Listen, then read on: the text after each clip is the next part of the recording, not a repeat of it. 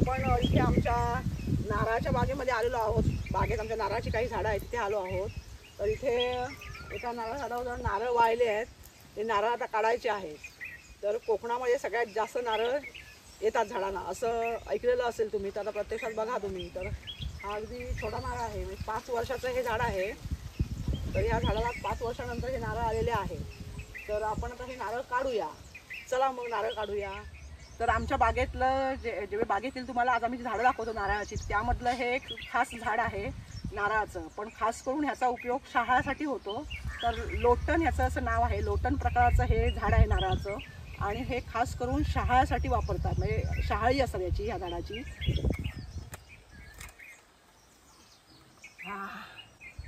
वा, असा हा पृथ्वी तलावरचा भगवंताने दिलेला आपला अमृतकुंभ आहे। आता हे शहाळ असं वाजत नाही, हे बघायचं तो आहे, वाजत नाही म्हणजे हे शहाळा आहे। वाजलं की तो नारळ असतो, हे वाजत नाही म्हणजे शहाळा आहे। देवाने आपल्या दिलेला हा अमृतकुंभ आहे पृथ्वी तलावर।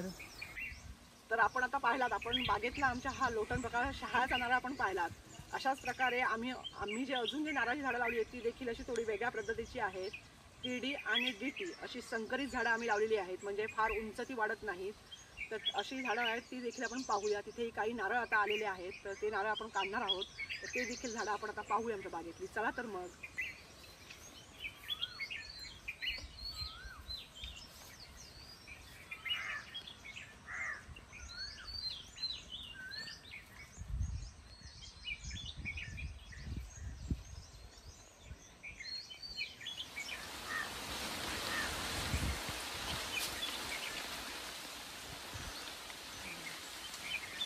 हे जे आमचं नारळाचं झाड आहे, हे देखील आम्ही नर्सरीतून आणलेलं आहे।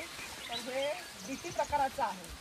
तर डीटी म्हणजे काय, तर डी म्हणजे डॉल, टी म्हणजे टॉल, डॉल आणि टॉल म्हणजे उंच आणि बुटका, असं हे संकलन करून हे बनवलेलं झाड डीटी। तर हे आमच्या बागेमध्ये आहे। तर याला देखील आता नारळ धरलेले आहे, ते जो सुद्धा आपण आता काढणार आहोत। वाळले जे असतील ते आम्ही काढायचे आहेत, काही आम्ही आधी काढलेले आहेत। तर आता दुसरं बघूया, हे डीटी झालं। आणि हे बघा, हे जे आहेत ना, हे टीडी आहे, टीडी।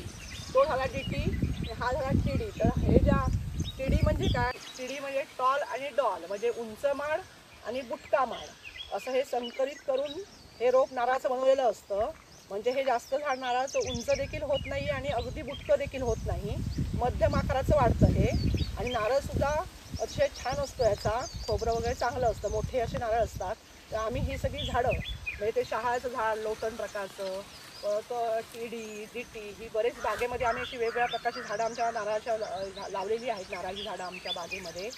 तर तुम्हाला ते आज आम्ही ती दाखवलेली आहे। हे आमचं सुपारीचं झाड आहे, ज्याला पोफळ म्हणतात आमच्याकडे कोकणामध्ये। तर हे सुपारीचं झाड आहे, हे बघा कसं असतं, असं मस्त बॉटल पाम असतं ना, बॉटल पाम सारखं दिसतं। आणि हे पोपळीचं झाड असतं, तर ह्याला सुपारी येतात, सुपारी माहितीच आहे सगळ्यांना। आणि ह्या झाडावरनं आमच्या नारळाच्या पक्षाने एका घरटं बांधलं होतं, हे बघा एकदम उंचावर बांधलं होतं, उंच झावळीला। त्यानंतर वाऱ्याने एक दिवशी खाली पडलं, तर मग आम्ही ते उचललं आणि इथे बांधून ठेवलं। हे बघा किती मस्त आहे, बघा काय सुंदर आहे। सुगरण पक्षाचं घरटं आहे। तर आपण पाहू शकता विणकाम किती सुंदर केलेलं आहे, कुठले इंजिनियर आहे ते पक्षी। 3 वर्षाची झाडं आहेत, ही जी सध्या झाडं आहेत आमची, ही 3 वर्षाची आहेत। ही देखील काही आम्ही नर्सरीतून आणून लावली आहेत, काही घरची रोपं आहेत। जे काही नारळ जे आपण घरामध्ये ठेवतो, त्या नारळाचे पण कोंब होतात, ते पण आपण हे करायचे। आता ह्या झावळ्या सुटलेल्या असतात, त्या झावळ्यांचा देखील उपयोग असतो। ही जी मोठी नारळाची झाडं असतात त्यांचे हे उपयोग असतो, ह्याच्या आपण हे हीर आपण काढून घेतो आणि ह्याच्यापासून आपण तेलसुण्यासुद्धा बनवतो मोठ्या नारळाच्या झाडांच्या। तर हे छोटे आहेत, सरपणासाठी उपयोग होतो। हे आहे कोकणातील बानवली प्रकाराचे नारळाचे झाड। तर हे खास करून ह्याला उष्ण दमट खारं हवामान पोषक असतं। तर हे तुम्हाला जास्त करून समुद्राच्या किनारी चांगल्या प्रमाणात वाढले दिसतात आणि त्यांना फळं खूप छान येतात, समुद्रकिनारी जी नारळाची झाडं असतात त्यांना। तर हे झाड वर्षाला 1 फूट वाढत असतं। अशा प्रकारे ह्यांचं आयुष्य 100 वर्षाचं असतं आणि हे 100 फूट नारळाचं झाड वाढतं, त्यामुळे हे खूप उंच वाढतं। त्यामुळे हे घरापासून केव्हाही 100 फूट दूर लावावं, कारण वादळ वारे सुटले पावसामध्ये तर हे झाड उन्मळून पडतं। कधीकधी नारळ देखील बऱ्याचदा घरावर पडू शकतात, हे झावळ्या असतात ह्यासुद्धा जोरात खाली आदळतात। त्यामुळे हे घरापासून शक्यतो दूर लावावे, जवळ अजिबात हे झाड लावायचं नसतं.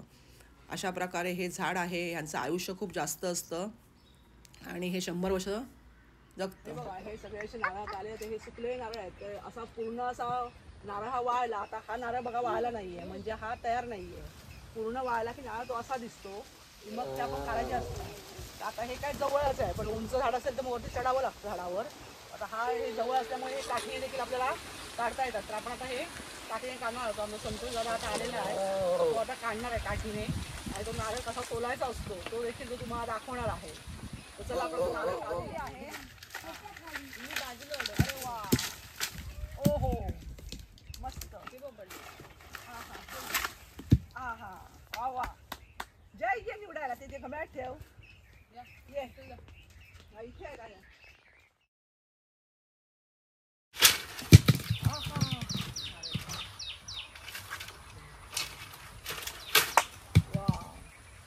आता अजून हे वरती नारळ वाळलेले आहेत काय. आहे झालेला आहे. हा झालाय काय. होय हा झालाय ना तो. हा. झालाय ओहो ओहो, वा वा. चला आता ते वरती एक आमचं झाड आहे, तिथे पण काही नारळ वाळले, तिथे आपण जाऊया आता काढायला.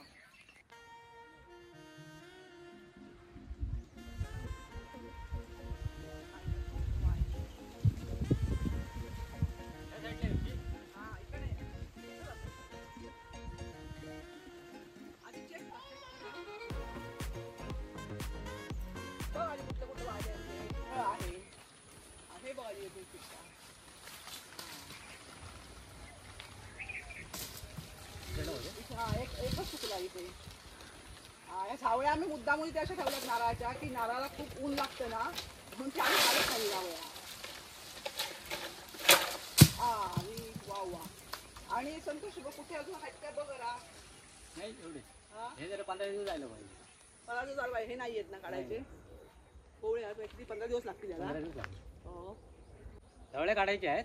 नाही झावळ्या काढायच्या नाही, ते आम्ही जरा ऊन लागते ना, त्याच्यामुळे. म्हणून जरा ते आम्ही असं सावली पडावीला म्हणून ते तशा ठेवल्या आहेत. नंतर मग पुढच्या वेळी आपण नारळ काढू ना, तेव्हा काढूया. मग आता राहू द्या आधी. आणि आता काय करू माहितीये, आपले ते नारळ आहेत ते आपण सगळे जमावूया. गोळा करतो नारळ आता आम्ही ते मगाशी काढलेले. चला आता गोळा करूया.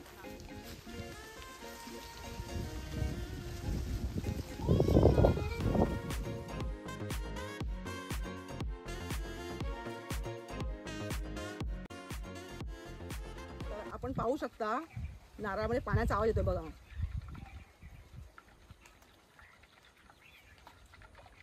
असं पाण्याचा ज्यावेळी आपल्याला आवाज येतो त्यावेळी नारळ हा तयार झाला असं समजायचं. ज्यावेळी आपण नारळामध्ये पाण्याचा आवाज येत नाही त्यावेळी ते शहाळं असतं. शहाळामध्ये आवाज येत नाही पाण्याचा. हे शहाळ असं ते वाजत नाही, हे बघायचं आहे वाजत नाही, म्हणजे हे शहाळं आहे. चला मग आता आपण हे कसे सोलायचे असतात. आता आपल्याला हे एवढे नारळ मिळाले आहेत, तर आपण हे कसे सोलायचे त्यातलं तुम्हाला 2 नारळ मी सोडून दाखवतो. पूर्वी कसे असे कोयतीने सोडायचे ना, तर कोयतीने वेगळ्या पद्धतीने सोडवा. आता ही अशी मशीन आलेली आहे, तर हे मशीनने आपण हे नारळ सोलणार आहोत. तर संतोष जरा ह्याच्या घम्यात ठेवतो. नारळ सोलायची ही मशीन आहे. तर आम्ही पूर्वी कोयतीने नारळ सोलायचो, तर आता ही मशीनमुळे काम फार सोपं झालंय. तर पटापट ह्याने नारळ सोलता येतात. कितीही नारळ असू दे, पटपट पटपट ह्याने या मशीनमुळे सोलता येतात. तर तुम्ही हे नारळ जे आहेत ते आम्ही आता सगळे सोलणार नाही आहोत. जे आता आम्हाला जेवढे पाहिजे आहेत, 2-3 तेवढे पाहिजे तेवढे तुम्हाला आता दाखवणार आहोत सोलून. बाकीचे आम्ही तसेच ठेवणार आहोत. सगळे असेच का ठेवायचे, सोलायचे नाही. तर आपण जे सगळे एकत्र एकाच वेळी जर सोलून ठेवले ना, तर मग ते तडकतात. कधी कधी हवेने पण तडकतात, अति उन्हामुळे पण तडकतात, थंडी असेल जास्त तरी पण तडकतात. म्हणून ते आम्ही जास्त असे सगळे सोलून ठेवत नाही. जेवढे आम्हाला पाहिजे असतात ना तेवढेच आम्ही ते सोलतो. आता जेवढे नारळ आम्हाला पाहिजे आहेत तेवढेच आता आम्ही घेणार आहोत सोलून. तर संतोष आता तो दाखवणार आहे. संतोष छान नारळ सोलतो, तर तो तुम्हाला दाखवेल आता कसे सोलायचे ते. संतोष दाखव एक एक. सावकाश सावकाश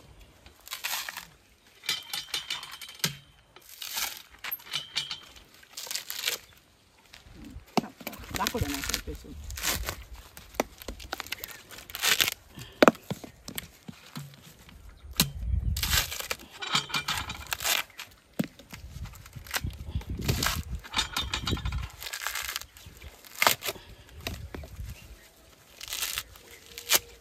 अरे वा, हा जो आपण वरून नारळ काढला होता ना तो नारळ आहे. हा मस्त गोल नारळ आहे बघा, केवढा छान असा.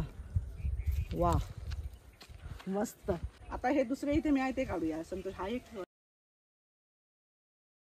सोलून दाखव. हा असं पहिलं हे करायचं ना. परत दुसऱ्यांदा हा मग तो असं दाखव जरा सोकून. हा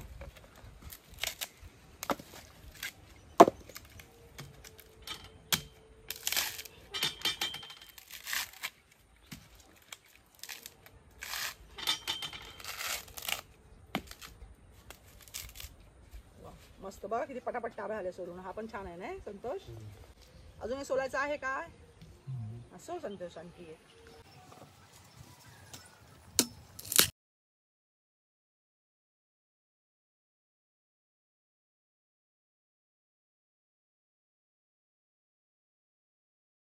अरे वा बघा मस्त नारळ सोलले संतोषने. पटपट पटपट झाले सोलून आपले. चला मग आता हे बाकीचे ठेवूया नारळ. आता हे आम्हाला काही लागत नाही आहेत. हे तुम्हाला दाखवण्यासाठी आम्ही हे मशीनवर कसे सोलायचे त्यासाठी दाखवले. तर मशीनने नारळ कसा सोलतात हा आपण पाहिला आहे. तर आता आपला संतोष भाऊ आपल्याला जर मशीन आपल्या घरी नसेल तर कोयतीने किंवा सुरीने नारळ कसा सोलायचा ते आता आपल्याला दाखवणार आहे आपला संतोष भाऊ. तर आपण पाहू शकता स्टेप बाय स्टेप कसा हा नारळ गोल फिरून संतोष ते सोडणं काढतोय. तर अशा प्रकारे तुम्ही शेवटपर्यंत व्हिडिओ बघा म्हणजे तुम्ही सहज घरी नारळ जर तुमच्याकडे मशीन नसेल तर तुम्ही कोयतीने सहज नारळ सोलू शकता. तर हे जे कवर नारळाचं असतं बाहेरून त्याला आमच्याकडे सोडणं म्हणतात. त्या सोडण्याचा उपयोग सरपणासाठी करतात. या सोडणांपासून काथ्याची दोरी बनवतात. तसंच या सोडणांचा उपयोग कोकोपीट बनवण्यासाठी नर्सरीमध्ये खास करून केला जातो. कोकोपीट म्हणजे झाडांसाठी खत म्हणून वापरलं जातं. तर असं अनेक उपयोग ह्या सोडण्याचे आहेत. आणि नारळाचे उपयोग तर सगळ्यांना माहितीच आहेत. आणि हा नारळ म्हणजे उंचावरून पडला तो फुटू नये म्हणून देवाने बनवलेलं हे हेल्मेट आहे नारळासाठी. अशा प्रकारे ह्या सोडण्याचा उपयोग केला जातो. तर आपण पाहू शकता संतोषने किती छान अशी कोयतीने तुम्हाला हा नारळ असा सोप्या पद्धतीने सोलून दाखवलेला आहे. तर तुम्ही सहज असा नारळ आता जर तुम्हाला असा कोणी दिला भेट म्हणून किंवा तुम्हाला असा मिळाला नारळ तर तुम्ही असा सहज घरीसुद्धा सोलू शकता.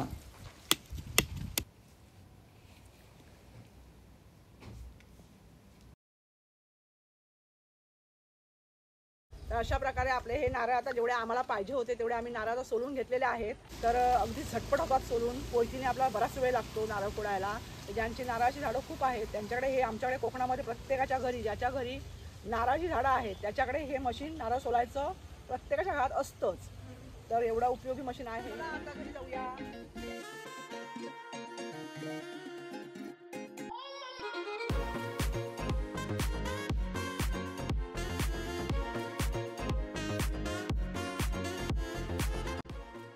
तर आपण नारळाबद्दल आता सगळी माहिती घेतली. नारळ कसा सोलायचा म्हणजे जो सोडत असतं त्यातून तो बाहेर कसा काढायचा हे आपण बघितलं. पण नारळ कसा फोडायचा तर ते तुम्हाला आता मी दाखवणार आहे. कारण कोकणातल्या सर्वच माणसांना नारळ कसा फोडता येतो सोलता येतो. पण कोकणाव्यतिरिक्त जी माणसं असतात बाहेरची त्यांना नारळ कसा फोडायचा हे माहिती नसतं. तर तो मी आता तुम्हाला नारळ फोडून दाखवणार आहे. आणि हे जे नारळ आहे तर याला नारळाला श्रीफळसुद्धा म्हणतात. आणि आपल्या हिंदू धर्मामध्ये नारळ वाढवूनच म्हणजे श्रीफळ वाढून कुठल्याही शुभ कार्याची सुरुवात केली जाते. एवढं ह्याला अनन्यसाधारण महत्त्व आहे. आणि हा असा नारळ हा 100 ते 150 फुटावरून जरी खाली पडला तरी तो फुटू नये म्हणून भगवंतांनी त्याची फार मोठी व्यवस्था केलेली आहे. जे मगाशी आपण आवरण काढलं ते एक प्रकारचं देवाने हेल्मेटच बनवलेलं आहे असं मी म्हणेन. म्हणजे एवढं तो कितीही वरून पडला तरी तो खाली फुटत नाही. आणि हा असा त्या आवरणातून असा अख्खा बाहेर येतो. म्हणजे देवाने केवढी सुंदर त्याची व्यवस्था केलेली आहे तो फुटू नये म्हणून. बाहेरून त्याला एवढं छान आवरण. त्याप्रमाणे ज्यावेळी तो नारळ जरी पाण्यात जरी पडला तरी त्याला ते आवरण बाहेरून लाकडा समान असल्यामुळे तो तरवून एका ठिकाणून दुसऱ्या ठिकाणी जातो. आणि अशा प्रकारे समुद्राच्या किनारी नारळाची झाडं खूप छान होतात. आणि जे नारळाची झाडं असतात त्यांना जास्त करून कोकणातलं खारं हवामान हे जास्त आवश्यक असतं. आणि त्यांना खारं हवामान जास्त मोठ्या प्रमाणात चालतं. त्यामुळे तुम्ही पाहिलात तर कोकणातलं प्रमुख पीक म्हणून नारळ हे समजलं जातं. आणि कोकणातील माणसांच्या जेवणामध्ये कोकणातल्या माणसांच्या जेवणामध्ये खास करून नारळाचा म्हणजे ओल्या खोबऱ्याचा उपयोग मोठ्या प्रमाणात केला जातो. तर असा हा बहुगुणी नारळ म्हणजे अगदी त्याचं पाण्यापासून ते अगदी झाडाच्या शेंड्यापासून बुंध्यापर्यंत महत्त्वपूर्ण भूमिका आपल्या रोजच्या व्यवहारामध्ये आहे. असा हा बहुगुणी नारळ तर आपण आता हा फोडून बघूया. फोडायचा कसा हा तुम्हाला दाखवते. सोलायचा कसा हा तुम्हाला दाखवलेला आहे. आता आपण फोडायचा कसा. फोडताना सुद्धा एक गोष्ट महत्वाची, फोडताना हा जो नारळ असतो त्याची ही शेंडी असते ही काढायची नसते. कारण ही शेंडी काढली तर तो नारळ मग आपल्या शुभ कार्यामध्ये वापरला जात नाही. मग कधीही फोडताना ही शेंडी थोडीशी अशी वरती ठेवायची आणि बाकीचा नारळ सोलून घ्यायचा. तर चला आता आपण नारळ कसा फोडायचा बघूया. ती आपल्याला अशी कोयती लागणार आहे नारळ फोडण्यासाठी. तर आपण हा एका रेषेमध्ये आपण म्हणजे जी कोयती आपण मारणार वरती ती अशी एका रेषेमध्ये हलका हलका असा नारळ फिरवत जायचा आहे आणि अशी हलकी हलकी कोयती अशी एका लाईन मध्ये फिरवत जायची आहे. तर चला आपण आता सुरुवात करूया. आपण पाहू शकता. बापरे, हे बघा म्हणजे एवढा नाही. नारळाचं कवच थोडं पातळ होतं त्यामुळे ते लगेचच फुटलं. काही नारळ जाड असले तर लवकर फुटत नाही. तर ही अशी फिरवत जायची. आणि सगळ्यात सोपी पद्धत म्हणजे आपण सुरुवातीला नारळ फोडतो त्यावेळी काही वेळेस हिरतळ हात असतो, इथे चिमटी बसू शकते अशी. म्हणून असा चिकटवून नारळ कधी असा फोडायचा नाही. तळव्याला चिकटवायचा नाही. थोडासा पोकळ धरायचा नारळ, असा पोकळ धरायचा म्हणजे पोकळ ठेवायचा आणि मग तो असा मारत जायचा. जरा हा असा उघडला कोयती मारल्यानंतर किती तो खाली ठेवायचा आणि ही अशी कोयती हे बघा. वाव, म्हणतात ना देवाची करणी आणि नारळात पाणी, तसं हे देवाची करणी आणि नारळात पाणी झालेलं आहे. तर हे अतिशय गोड असं सुमधुर पाणी, अमृता समान. नारळाच्या पाण्याचं देखील किती महत्त्व आहे. आजारी माणसं कोण असली तर डॉक्टर सुद्धा आपल्याला नारळाचं पाणी प्या म्हणून सांगतात. म्हणजे एखाद्या टॉनिक सारखं हे काम करतं. त्यामुळे हे पाणी सुद्धा अमृततुल्य आहे. तर मग आता जय आमचा प्रॅक्टिकल करण्यासाठी आलेला आहे. जय, तू नारळाचं पाणी पिणार? थांबा, जय आता नारळाचं पाणी काढणी पाहिजे होती. थांबा, चला आता जय आमचा नारळाचं पाणी पितो आहे. प्या. येत नाही. हा घे. हा ग्लास हातात धर. थांबा, वर तू या. इकडे बघ. प्या पाणी, प्या पाणी, प्या.